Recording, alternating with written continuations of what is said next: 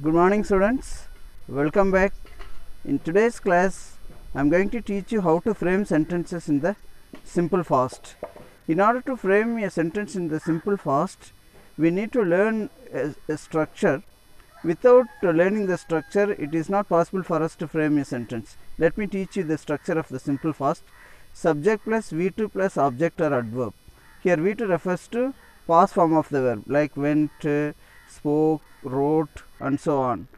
And you can write the subject at first. For example, I wrote, we bought, you came, they supplied, she sang, Mala cooked and so on.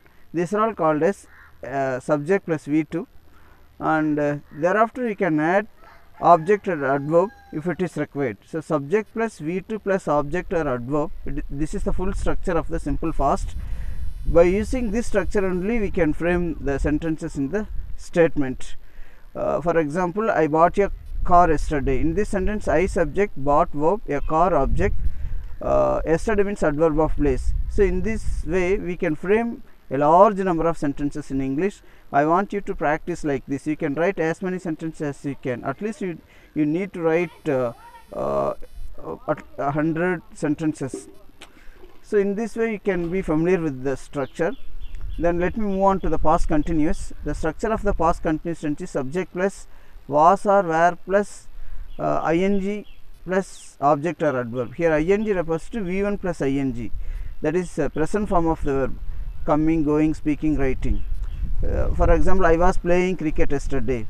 So, subject, verb, object or adverb. And first of all you can start with S plus V.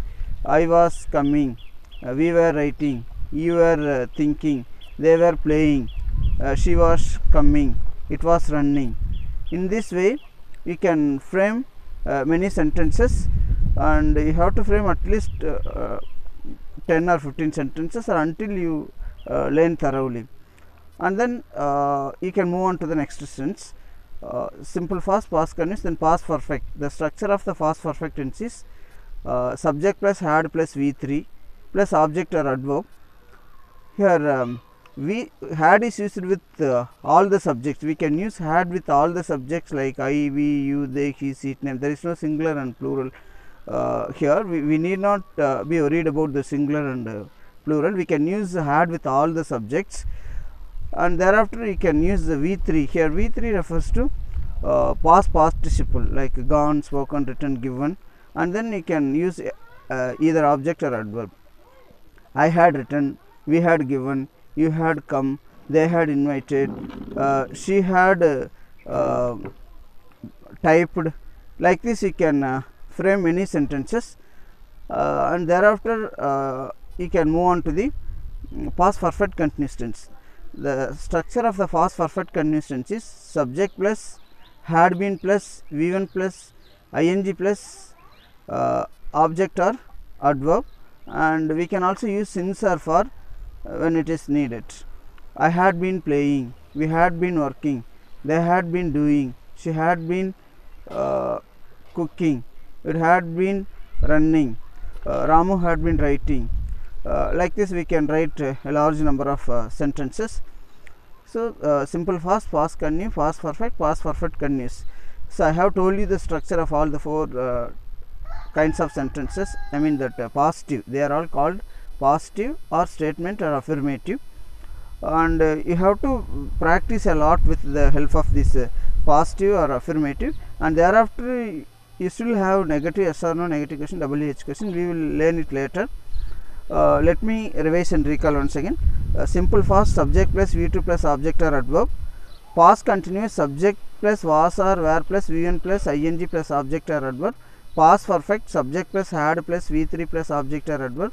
Past perfect continuous tense, subject plus had been plus V1 plus ing plus object or adverb. This is the structure of the past perfect continuous tense, and I would like you to use all these kinds of I mean that structures, all these structures for the past tense family, and take one notebook and write down as many sentences as you can until you learn thoroughly.